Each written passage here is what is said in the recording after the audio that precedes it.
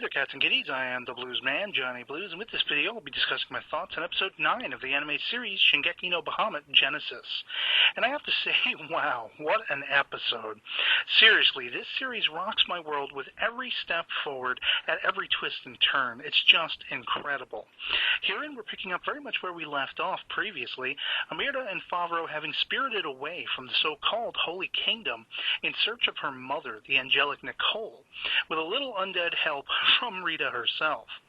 We find that one of the highest echelons of the king's protectors, a man named Garin, has been beheaded, bringing home for the king himself the warnings of the seeming demon or perhaps devil worshipper of Jeanne d'Arc's entirely false plot to kill him, which he now fully believes to be true. Lavali, though revealed in the previous episode not to be Amirda's father, as she is half demon, half angel, still longs for her safety as a father would, and seeing as his responsibilities have become tantamount within the kingdom in the wake of Garin's death, he enlists Kaiser to seek out Amirda and Favreau, asking him to help guide her to her destination in seeking her mother. The strange thing being, unless I'm much mistaken, is that Lavali gives Kaiser another seeming duplicate of the amulet or jewel Amirda wears, originating allegedly from her mother. A second one in his possession being given to Amirda last episode, or so it seemed to me, as when merged with hers it created that holographic compass interface of sorts, showing Amirda's mother's location. Unless he'd not actually given her the one he held as I'd assumed, and this is in fact that same jewel, it then leads me to suspect something afoul if this jewel is a third one he's now imparted to Kaiser, as if someone is adamant about getting Amirda as far away from the kingdom as possible, and even possibly to a place she dare not go for fear of awakening the dragon Bahamut. Of course, as we see Kaiser and his men do catch up to Favreau and Amirda's own brand of smiling fearlessness just slightly bugging the wary Favreau, as she then dispatches some of the guards with ease. Kaiser approaches Favreau here, seeming at first to have climbed back aboard his adversarial nature when in Favreau's presence, only to make a point of telling Favreau to play along sotto voce. And soon thereafter, the episode takes a rather stunning twist, Amirda having fully demoned out by this point, as the trio all but teleport into a pocket dimension of sorts, being rendered invisible to the guardsmen on the scene. Like something out of Arthurian legend, they three find a giant unearthly spike dug deep into a small hill. Rather comedically, both Kaiser and Amirda attempt to pull the spike free, but neither have any luck, leaving both to look expectantly at the lazing about Favreau, who yawns and contests his ability to move the ensnared fang, only to then tug it free with ease. As if this wasn't baffling enough, touching on the story of Androcles and the lion, do we find that the spike or claw was set well within the paw of a dragon who describes himself as an observer of reality and not a participant of it. His attempts to go to great lengths to thank Favreau for his heroic deeds being all but trodden over by Favreau himself as a means of trying to understand what the hell just happened.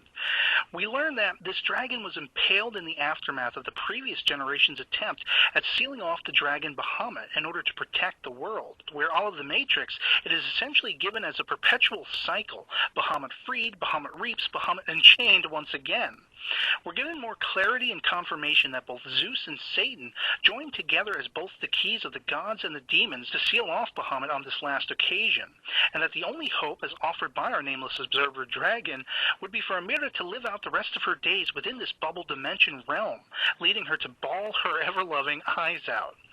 Favreau, having yet been plagued by visions of the Earth's destructions at the hands of Bahamut, suddenly sees these visions ceased, and thus, rather surprisingly to me, as he's been reluctant to continue this journey up to this point, decides to hell with fate and the promise of destruction. Amirda wants to see her mother again, and we're going to make that happen.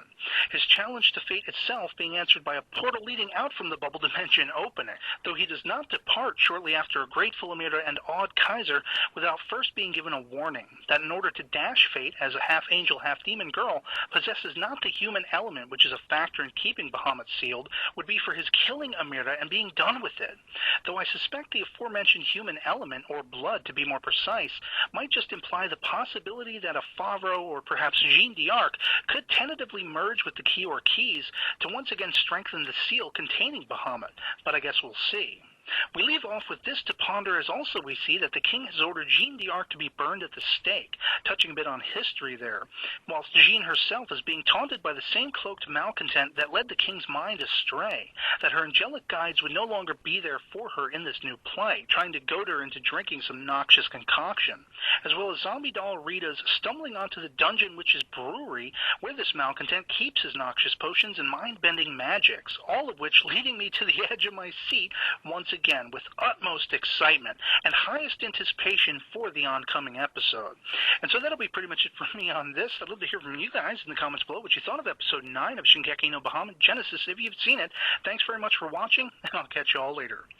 Peace.